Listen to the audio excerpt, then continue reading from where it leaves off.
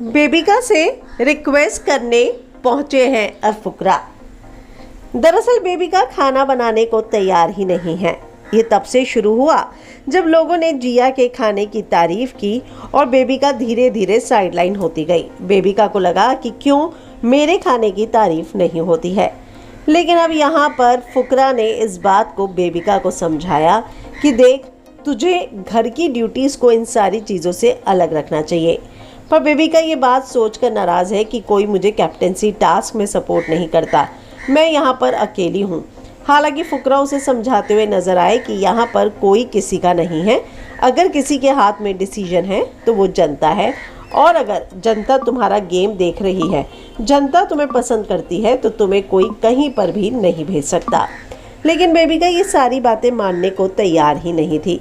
इसके बाद साफ साफ फुकरा ने कहा कि देख, कैप्टेंसी टास्क में मैं तुझे ही सपोर्ट कर रहा था, लेकिन यहाँ बेबिका का कहना है कि तू जिस तरीके की बातें मेरे लिए करता है, जैसे शब्दों का इस्तेमाल करता है, मैं उससे बेहद हर्ट हो जाती हूँ।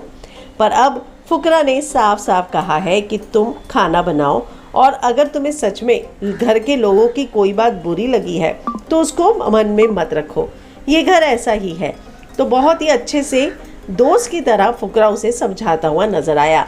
लेकिन जब उसके बावजूद बेबिका मानने को तैयार नहीं थी तो फुकरा ने ये तक कहा कि मैं अपने हाथ जोड़ता हूँ तेरे सामने, तो ये समझ मैं हाथ जोड़ के तुझसे रिक्वेस्ट कर रहा हूँ कि अपनी ड्यूटीज़ कर, अगर तेरी तबीयत ठीक है तो इस तरीके से अब बेबिका को कोई जब नहीं समझा पाया तो फुकरा ने अब बेबिका को समझाने की कोशिश की है।